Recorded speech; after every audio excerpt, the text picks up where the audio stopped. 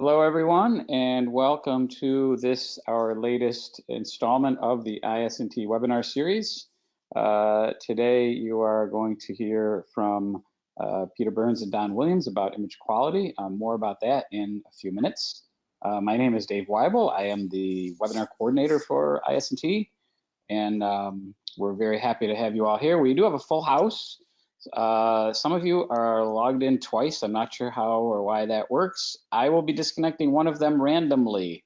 And if that's the one you're using, you may experience an interruption, but I can't have duplicates because that's meaning there's a person that's not able to log in. So please figure that out and disconnect one or the other of your connections. Okay, so I'm going to turn this over to Susan Farnand, who is, I think, a vice president at executive vice president, maybe, of IS&T, and she's going to do a little introduction of the organization and upcoming conferences. So go ahead, Susan. All right. Hello, everyone, and welcome to IS&T's webinar series covering topics in imaging science and technology. As Dave said, my name is Susan Farnand, and I'm the IS&T Executive VP. As you know, today's webinar with Peter Burns and Don Williams focuses on objective image quality metrics. We're delighted you have joined us to learn about this important topic, but before we begin, I want to take a couple of minutes to tell you a bit about IS&T.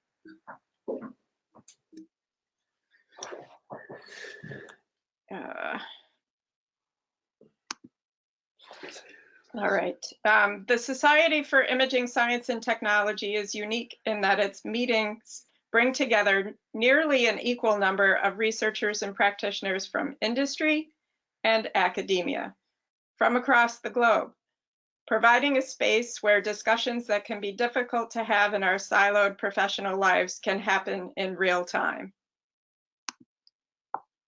IS&T's core competencies span imaging across applications, from vision and capture through processing to output, display, and print. IS&T's conferences, courses, and journals offer a place to share the latest innovations with a network of others who have a love for and curiosity about the world of imaging. Since you are interested in image quality, I thought I'd take a minute to tell you about two IS&T conferences that address related issues. The first is IS&T's Electronic Imaging Symposium, which brings together approximately 20 1- to 4-day conferences, including image quality and systems performance, imaging sensors and systems, and human vision and electronic imaging. These conferences, as well as many others at the event, contain papers directly related to image quality technical challenges in electronic imaging applications such as autonomous vehicles, augmented and virtual reality, and mobile imaging. The Electronic Imaging Symposium also includes a wide range of short courses, including several that cover aspects of image quality evaluation, one of which is taught by today's instructors.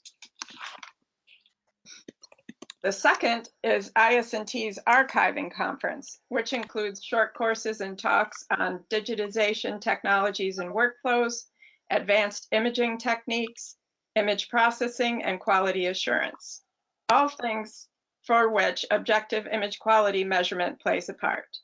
This year's meeting happens the third week of May in Washington, D.C., and submissions are still being accepted, so there is still time to submit your work. And now, without further delay, it is my pleasure to introduce our speakers. Peter Burns is a consultant for imaging system evaluation, modeling, and design, who has worked for Carestream Health, Xerox, and Eastman Kodak. A frequent speaker at technical conferences, Peter has taught imaging courses for clients and universities for many years. Don Williams is the founder of Image Science Associates, which focuses on quantitative imaging performance and fidelity evaluation for digital capture systems. A regular contributor to IS&T's Archiving Conference and Electronic Imaging Symposium. Don's clients include national libraries, museums, and companies with dental, mobile, and automotive applications. Peter and Don? Okay, thank you. I'll check with Dave. Can you see the screen? Can you hear me okay? Yes, I can. Okay, excellent. Hello, everybody. Thank you for joining us, and thank you to IS&T for hosting this webinar. We participate in the conferences that Susan just talked about, and so today we are. Oh, let me get this right. Wait, before we get going, Peter, excuse me. What I forgot to mention in my intro was for questions. We'll take questions at the end of this, and you should all have a kind of a questions panel somewhere that you can type in questions, and we'll see those. And at the conclusion of their talk, we will I'll feed them the questions, and so hang around after, and we'll have the Q&A then. But just put them in. You'll type them in. So go ahead and you do that at any time, and I'll see them as we go. Sorry about that. So keep going, Peter. Yes, that's fine. And Dave didn't also mention at the end there's a quiz. So that's exciting, and I know that's why you'll want to stay until the end. Well, let's talk about objective image quality evaluation. Today we'll be talking about objective metrics. And we'll start by three sort of main questions. Why are they important? What problems do they solve, and how do they work? Having an engineering background, we tend to focus often, at least I do, on how they work. Don is often concerned about what problems they solve, both for the archiving and general electronic imaging sort of clients. And so here we see some examples here. Why are they important? Well, testing of equipment or services. These days, many people using image quality measures aren't necessarily building imaging systems, they're often using them. Many of our clients include national libraries, archives, and museums, as well as people with novel applications or advanced applications for imaging. What problem do they solve? Well, here we're talking about the measurements of particular important characteristics. And so if you allow me to put them in two bins, maybe accuracy and variability of important metrics. Okay, so what makes these measures and methods for evaluation important, and you could say economically important perhaps, is certain industry guidelines at the bottom there. For example, those joining us from the archive and museum community will be familiar maybe with the US National FAGI guidelines, promoted and developed under the Library of Congress, and then the Netherlands European work done under Metamorphosa. Other standards organizations include the ISO and digital camera standards, where Don and I are probably most active. And then there's the European machine vision initiatives. And of course, these days, a lot of investment in automotive imaging. And so the IEEE P2020. I think many people who are registered are from that community too. Not forgetting one that preceded that is the mobile imaging, the camera phone image quality initiative. So that's some of the reasons why we might want to get involved in this and at least have an understanding of these objective measurements. Well, let's make a distinction. And when someone says image quality, often they're talking about as perceived, viewing images by the human to extract information or for aesthetics. Imaging performance, we usually will define it as somewhat more broader than that. For example, if the input from a digital camera system is then a decision algorithm or a surveillance computing or machine vision difference detection, then imaging performance may be defined differently than if it was for viewing. So we tend to think of imaging performance as defining the underlying characteristics needed for either image quality or functionality. We're interested in variability often, whether that's variability due to scene exposure, camera shake, or variability through a workstation over a large project, for example. So roughly speaking, you can see there, we think of performance measures as being input together with the viewing conditions to visual metrics or image quality. And for those of you who think of image quality as all of this, that's fine too. Well, here's an example of a standard method that is useful over a wide variety of systems. I should say that many of these methods I'll be talking today are intended, as far as possible, to be technology independent, or some people say technology agnostic. We tend to aim to discuss the methods that can be applied to a broad number of systems. So when it comes to geometric distortion, there's a particular method that was adopted under the ISO standard in 2015, I believe, that's based on a particular method. And drawn from that standard, I have a couple of diagrams here. Now, from the regular pattern of dots, we look at the images for the system under test, and we can compute the traditional geometric distortion. And there are, within the standards, there are a couple of different flavors. This one, through this ISO standard, is closest to that used by optical designers, so geometric distortion. Very helpful. And you'll see at the bottom there, I've made a note that this could be used for pre and post correction.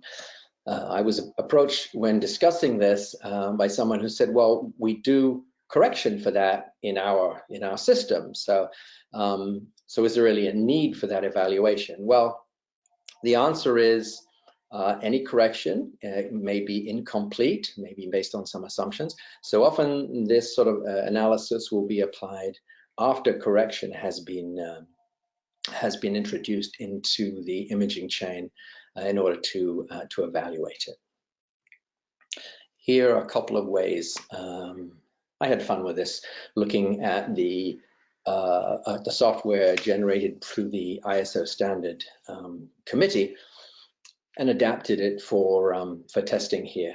And you can see what I've plotted is the geometric distortion versus the actual height, or the height. This is done in a radial distance. By the way, those of you with an optics background might realize that I have that plot of geometric distortion versus height is actually often presented rotated. So we would have the distortion go on the x-axis and the height on the y-axis. So either way, it's the same idea. Here's another from the same data. Here's another way to look at it. This is from an actual camera evaluation, my camera, which I set up. And what I would note is that this distortion can be seen as a contour plot here, and varies. This is a distortion, a radial distortion. If we plot the same data from the implied equally spaced data on the input to that detected on the output, we can see a quiver plot here, more like a field, and that can be useful. In this case, I believe I had a little keystoning on my informal testing of my mobile phone camera. Okay, I'll turn this over. Another example would be evaluating color capture. And go ahead, Don. This is Don. This is the first you've heard of me. Yes. And I think you have another. There we go. I'm going to put this other item up here. So here we have some content with a color target in there. And basically this target is nothing more than an augmented version of the color checker 24. And why we went back, I haven't a clue. But there we're back. get time. Yes. So by the way, the operative words in this slide are color capture. So we're not necessarily evaluating color reproduction as much as color capture. So the philosophy here is, well, let's get it right from the beginning. And that way we can be more diagnostic in remediation of problems. So here's one way of evaluating those colors. And so let's, just for general purposes, call this color accuracy.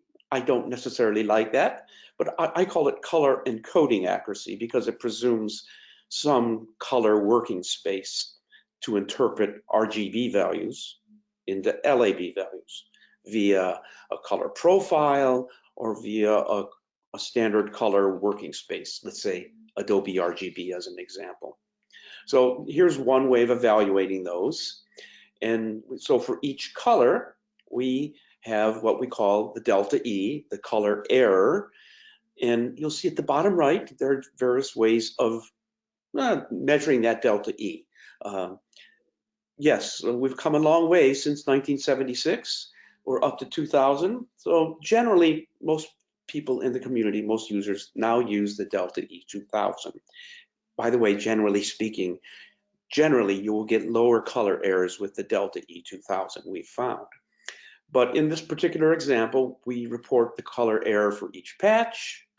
And for diagnostic purposes, we try to discriminate what contributes to those color errors. You'll see a red and a black dot here. And that is, we try to take apart what portion of that error is due to the lightness, the L star, versus the A and B, that's the red. And in each of these cases, you'll see that, well, most of that portion of each of those color errors is really taken up by the red. So this is a good way of saying, okay, so it's not so much that the L star, the lightness, is a problem with this color error, but rather the actual colors themselves, which may then require perhaps a color profile. Okay, here's another example of many of you are familiar with the color checker SG, has many more color patches. This is how it's done. And this is how it's done. Yes. So we have known input, we have captured input, we evaluate that capture into LABs. We then say, okay, LAB in, LAB out. We put it into the delta E sausage factory machine, and you come out and you get a delta E for each color. And with that many colors, it's often difficult to display this in a reasonable way. Here's some examples of how that's done. You actually have the colors with the annotated errors over them, or you can toggle those and show where you can do it in a false color fashion, where green is good, red is bad, yellow is caution, in terms of the maximum color error. What's next, Peter? Let's see. So by the way, we often evaluate that delta E with respect to some standard. We found that sometimes people don't want those. They say we want to define our own LAB aims.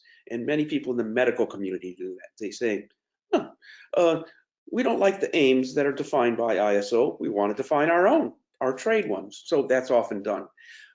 So we often say, in that case, precision is often better in many cases for color or any kind of capture than accuracy. Here's an example where we finally take some of these metrics, performance metrics, into workflows. And for those of you in the cultural heritage community, you may be familiar with hundreds, thousands, millions of items done for a particular project, and you would like to keep that consistent. Oh, variability creeps in all the time. Here's an example from the National Library of Medicine on a book scanner. You don't have to look at everything. We just look at the white, the gray, and the black patches, and we track those for 4, maybe 5 months. And this is a standard run plot. You say, okay, we're going to plot the count value for the for this book scanner for the white, gray, and black. And we've noticed something. that in the middle of each month, somewhere in the middle of each month, in the middle of each week of the middle of each month, there was a spike. We don't know why, but it certainly did show up by just doing very simple tracking of one very simple metric, and that is the average count value of a target.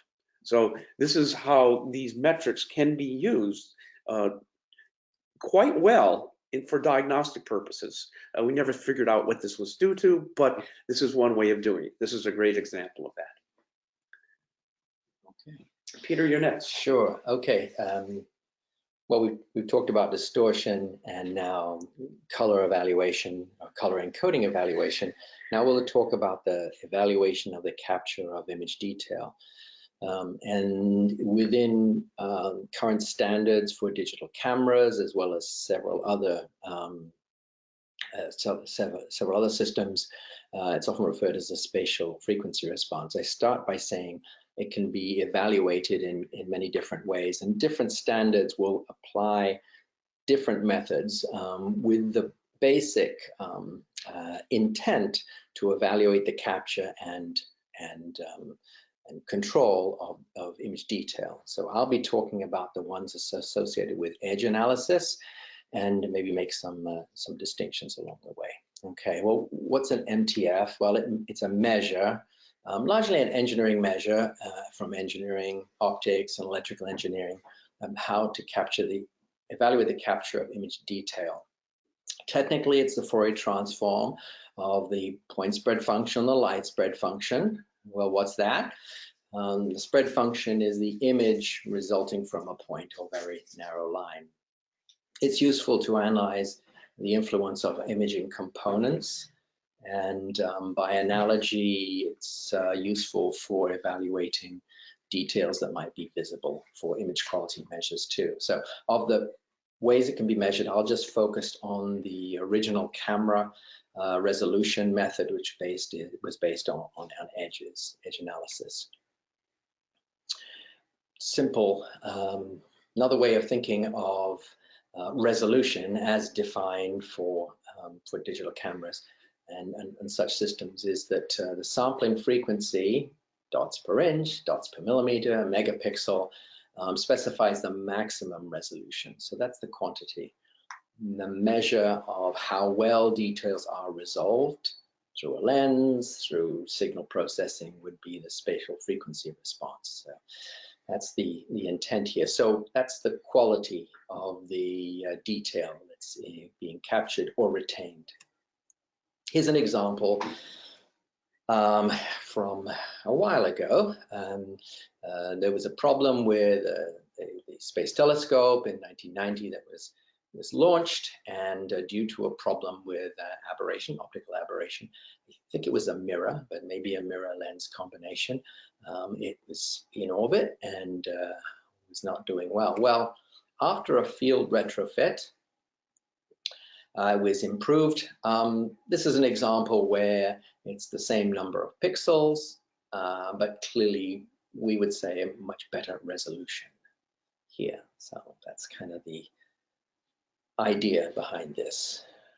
I don't really want to spend too much time on this, but the idea of spatial frequency, increasing spatial frequency, is an increasingly finer detail in the image. So if we have a lens or some kind of system here, and we have an input, some detailed input, we have an output, and then we plot essentially the modulation, or in our case, amplitude here as a function of increasing detail. That's the basic idea behind the spatial frequency response, or the MTF. Okay, so the ISO 12233 defines this as a spatial frequency response rather than MTF. And a way to think of that is that a particular method defined in a standard gives you an estimate of the effective MTF. In the same standard, if you use a sine wave target, you get another estimate, and there are technical reasons for measuring a system in 2 or 3 different ways. But I'm only focusing on one particular method, because that's probably the one that's best known. Here's an example looking under the hood of what happens. We capture an edge at an angle. We find that by algorithm. We generate an edge profile from all of that data, look at the first derivative or slope and get a line spread function, and then compute the spatial frequency response here.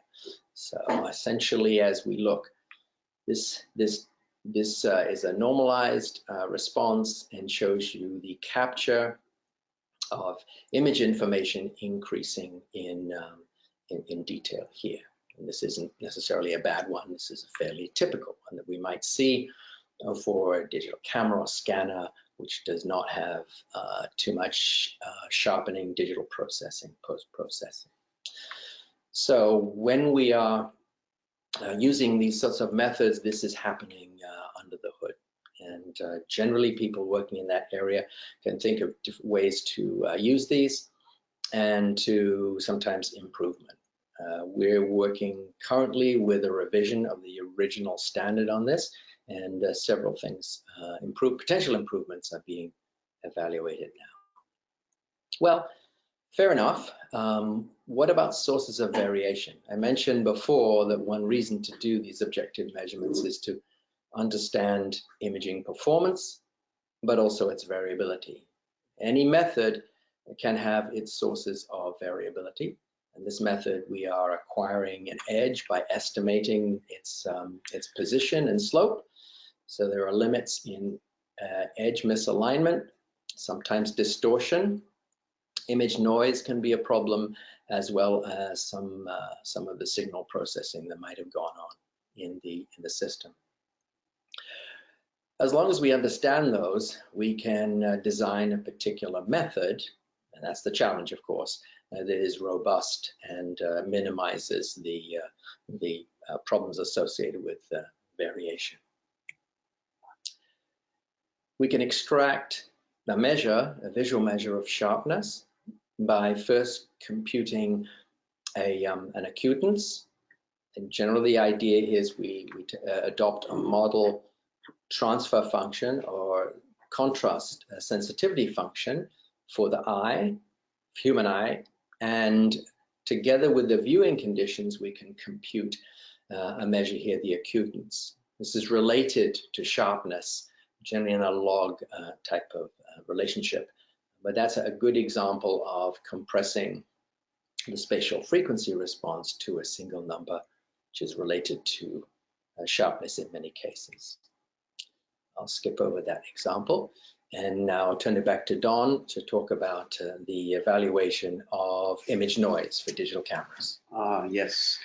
The previous two slides, the slide 2 slides ago, was a good example of what to keep in mind for noise evaluation.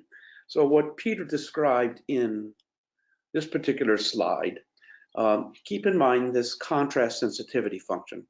Just to emphasize, that's basically an eye weighting, and it depends on viewing distance of the final item being evaluated.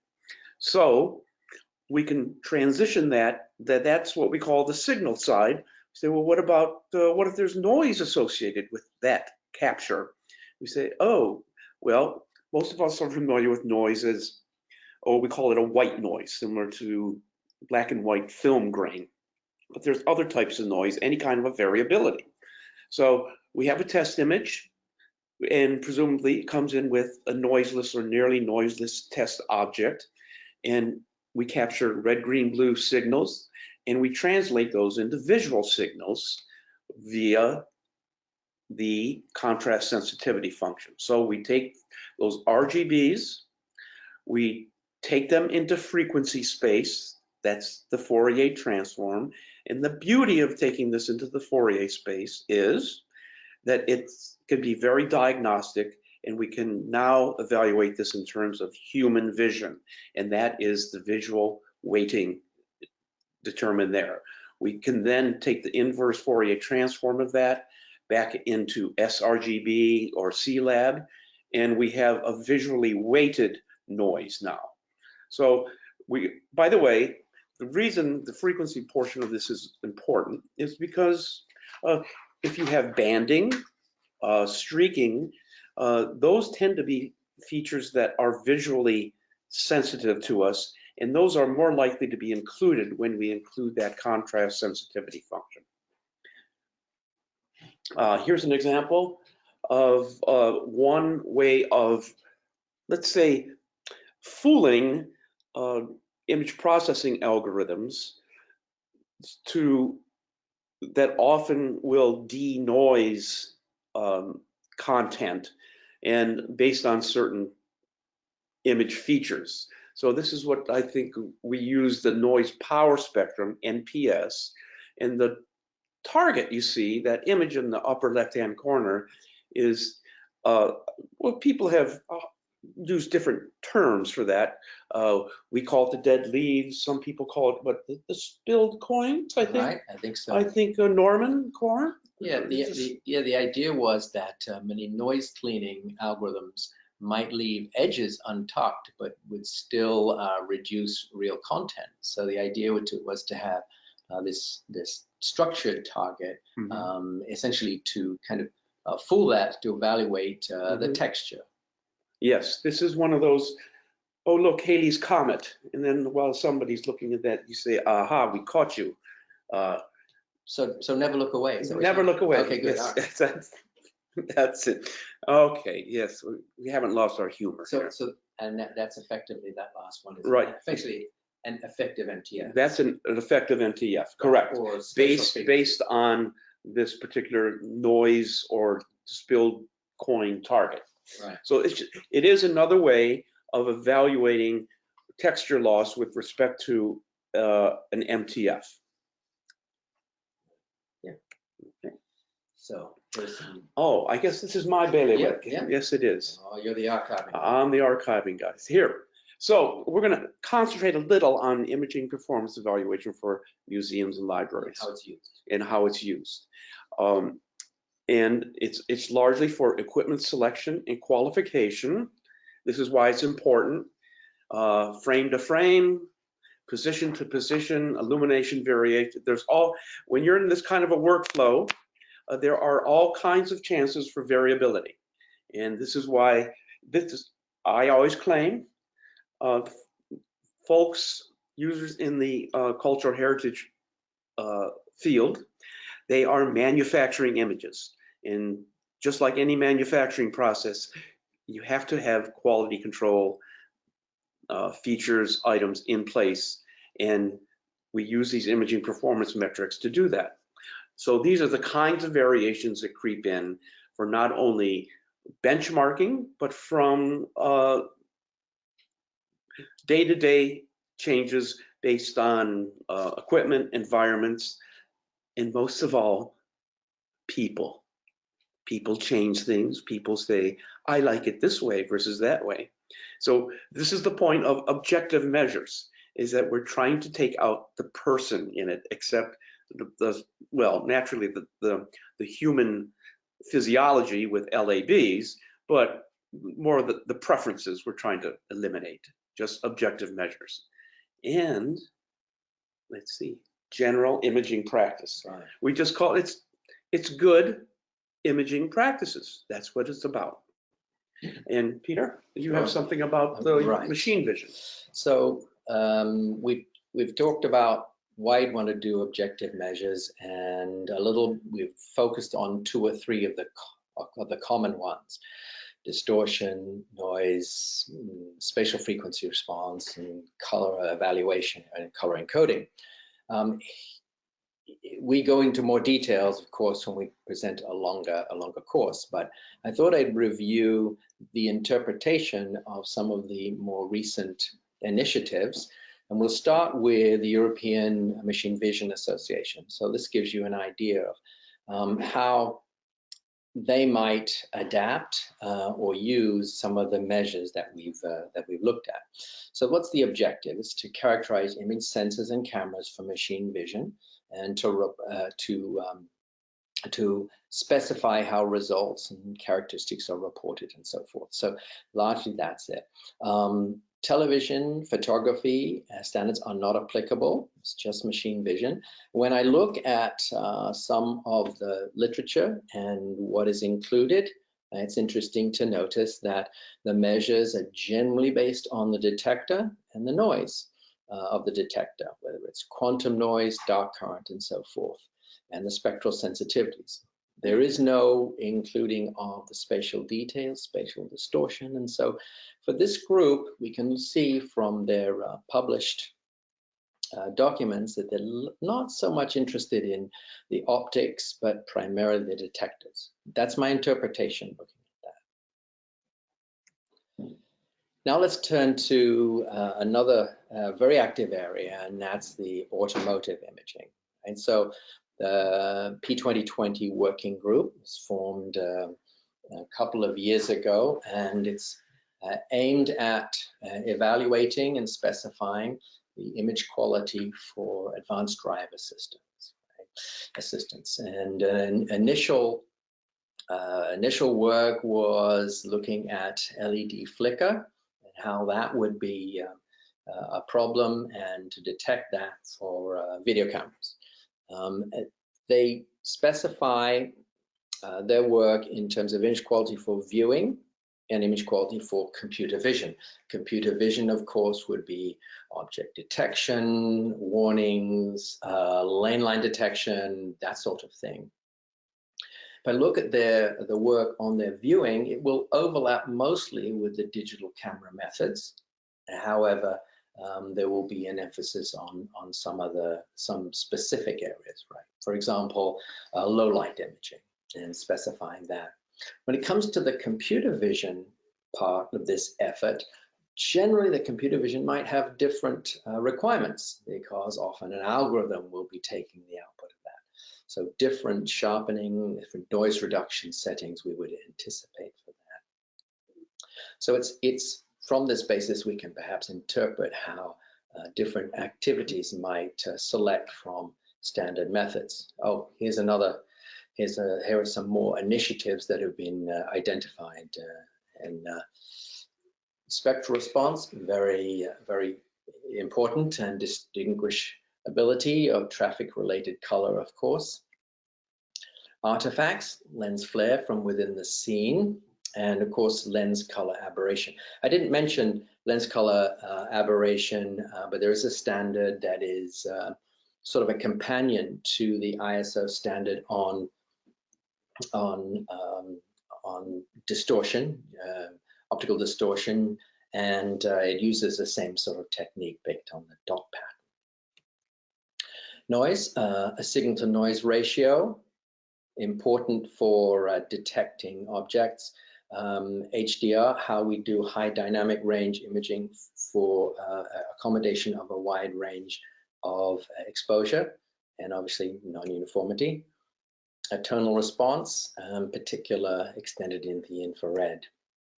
And of course, the spatial response, resolution, depth of focus, and motion blur. You might imagine that would be the case, and you can see how the spatial response overlaps a lot with the type of material that we were describing before, whether it's based on sine wave testing or edge response. Or, so Peter, do you know the name of that gentleman in the crosswalk? The guy there? Yeah. Yeah, I believe he's Roger. Roger? Okay.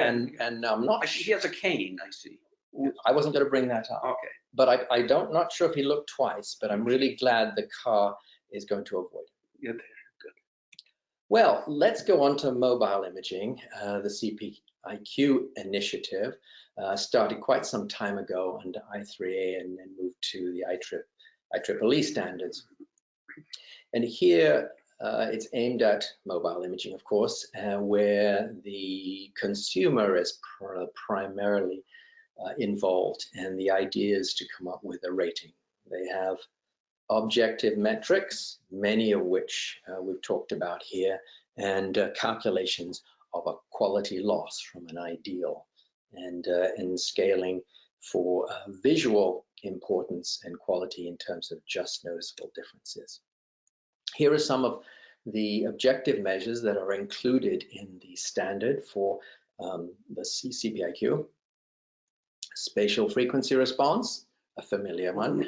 Lateral chromatic displacement, very similar to that I talked about with the geometric distortion.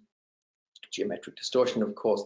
Texture blur that Don talked about, and color uniformity, visual noise, and color, and chroma. Here we see an example there of essentially lateral chromatic displacement, which we might expect to see in very small lenses for consumer applications.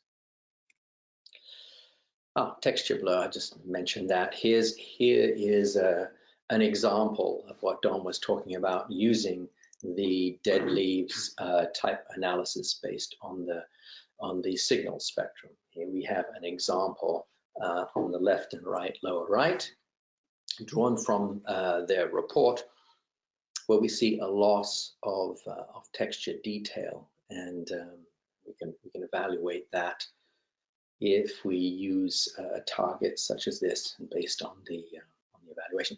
It is fair to say that in this particular example, I think also edge analysis might give a good result, because there seems to be a loss of edge detail also. Well, let's kind of sum up how objective measures are used and where they're used. Quite a few places. We've talked about automotive imaging, libraries and museums and archives, both visible and multispectral. Obviously, medicine and dentistry, that's been used for many, many years, whether it's X-ray or intraoral cameras or whatever. Security and forensics, cosmetics and dermatology, and of course, optical assembly. Some of these methods that I've been involved in have been adapted for electronic imaging assembly, for example, and that's using essentially a variation on the standard methods. Yeah. I'll just add one item. Yeah. There might be the assumption in this that most of this is in the visible portion of the spectrum, but I'm going to point specifically to security and forensics, is that users, communities are also using this for fluorescence. So there are ways of objectively measuring UV fluorescence in at different energizing wavelengths. So there's UVA, B, and C, and people use those especially in the security and forensics. So it's not just in the visible portion of the spectrum. Okay, very good. Okay, well, I think it's probably time to sum up. So here we go. We've talked about why these objective image quality metrics are important. And we've given, I think, some examples of that. Many find their way into standards. And I would say once they're into standards, they can find their way into contracts and requirements. And so there ends up being real money on that. What we've looked at a few specific examples for the details, and I hope I've given you a taste of what some of these look like and the detailed level. That said, each of these methods has some assumptions and some sources of error or variability.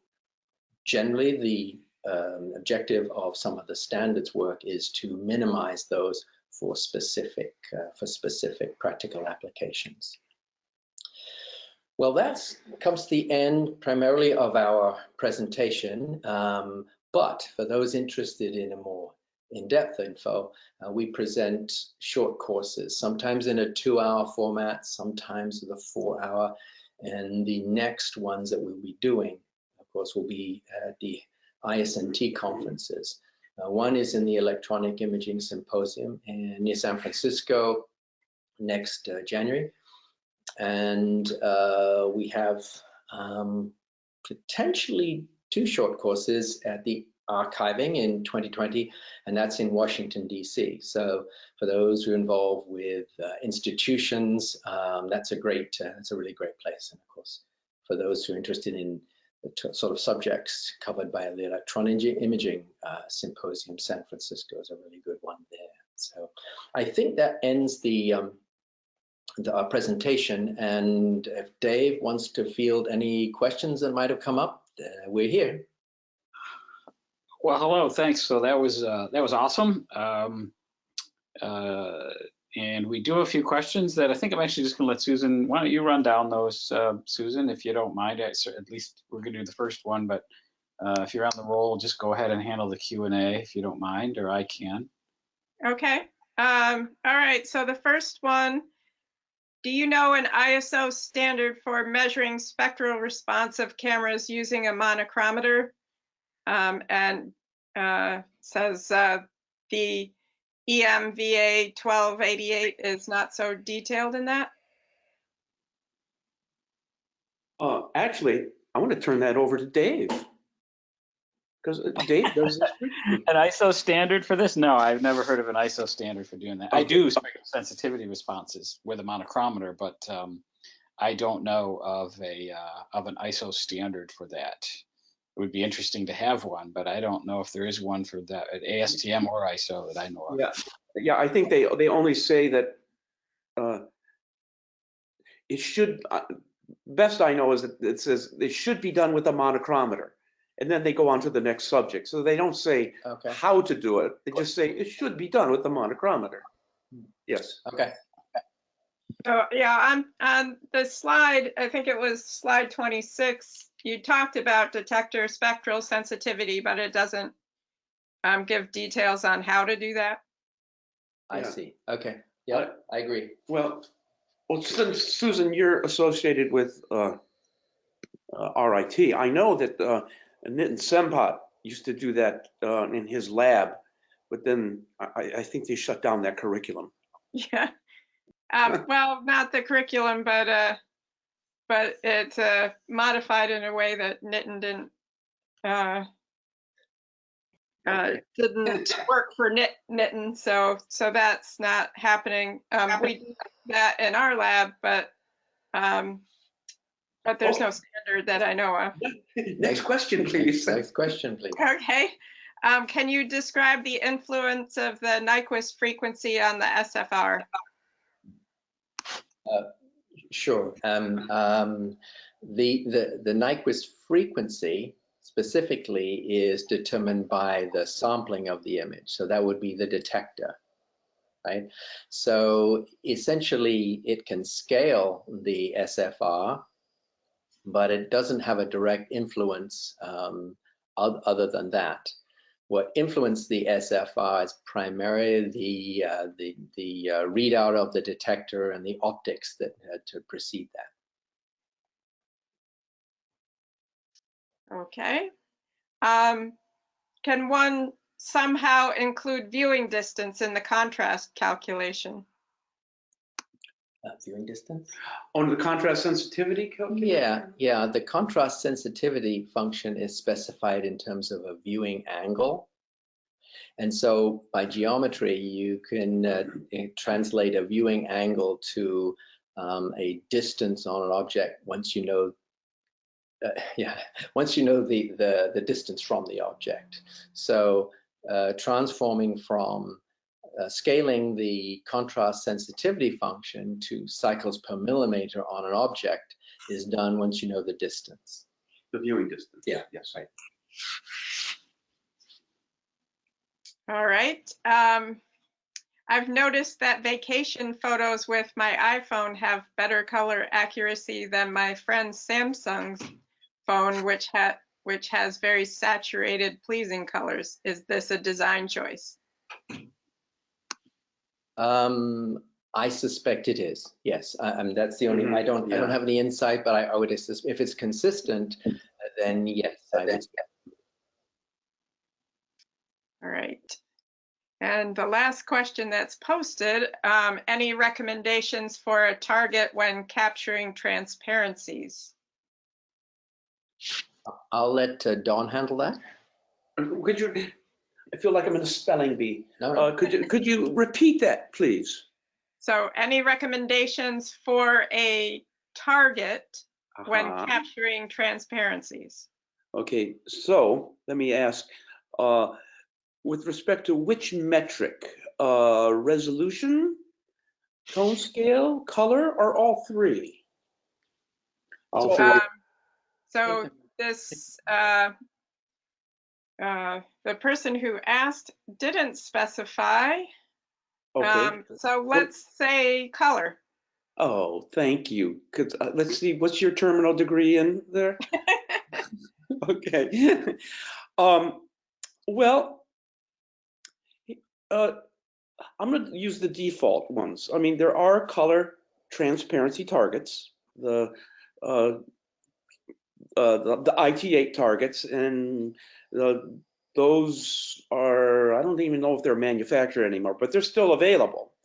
And the hitch in that tends to be that the colors in there are, well, they're specific to a type of, the primaries colors in there are specific to a particular film type or color phototype. So yes, those can be used. The only caution I claim, now, and this is just my claim, is that when you use those, that try to ensure that the gray patches on there are spectrally neutral. The problem with those targets as you pull them off the shelf are that they are visually neutral.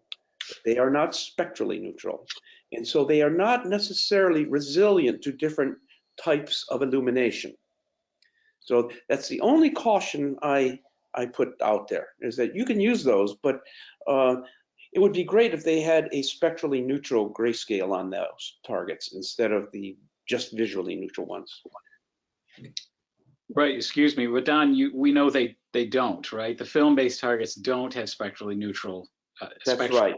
Neutral. So, are there other transmissive targets available that are based on, say, like Rattons or something that are spectrally flat, or is that just not out there? That's just not out there. Oh, it can be done. Yes, it actually can be done, but nobody has followed through on that. Yeah. Yeah. Commercially, there isn't someplace you go click and spend money to get one of those targets. That's correct, as far as I know. Yes. Yeah. Mm-hmm. Opportunities. Yes. Okay. We have a question regarding image quality metrics for 2.5D prints. Do you know of any? Oh, so I'm sorry. And so the question, what was the exact question? How Do you know any image quality metrics for 2.5D prints? Right.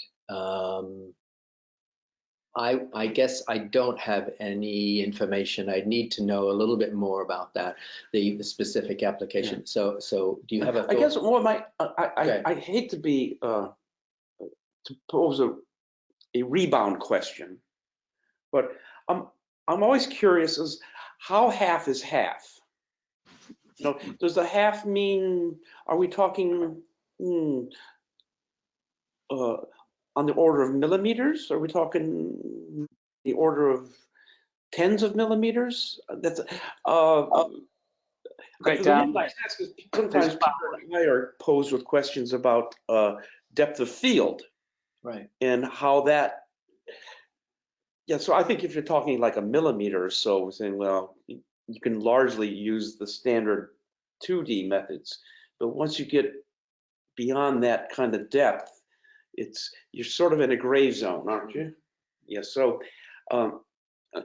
I hate to divert that question, but I don't know of any specific ones, no. Don, the follow-up further down from the same questioner said metrics for 2.5D prints quality assessment. So it sounds like maybe just like textured prints. So maybe you kind of answered the question for that particular. Yeah. Okay. Okay. I don't know of any. Not standardized ones, no. Yeah, I think that's something currently being worked on, but that's not out there yet. Yes. Okay. The next one says there is a particular website used for objective imaging analysis for museums and archives that's very popular, but many have found to be flawed. Its popularity shows the need for such a tool. Surely there's a need for a better cloud-based tool for cultural heritage image evaluation. Give me the Sounds name like of that. more of a business opportunity maybe than a question there, but Yeah, I think there we kind of, I think we're familiar with what's being referred to there, and yes, there is an opportunity there. No disagreement, I guess. No disagreement. Yep. I hear that something like that is underway, a cloud-based one. But it, yes, let's just say it's being architected. Okay. okay. SNR and visual noise are the metrics to measure noise based on images. Any other metrics, especially from the eyes, as subjective evaluation?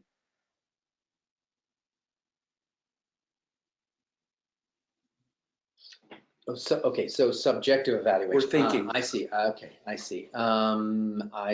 Particular methods. You mean like I guess I think of quality ruler type methods. Or the grain ruler. Remember the grain ruler? Right. Where you have essentially a reference set of reference images that are specifically designed to be, for example, equal distance in perception. And so I don't have a lot of experience with that. We've worked a little bit with that, but I think right, a quality ruler would be the topic to search on that. Yep, that's a good recommendation. Do we still use Delta E2000, or should we use measurements based on CCAM02 or CAM16?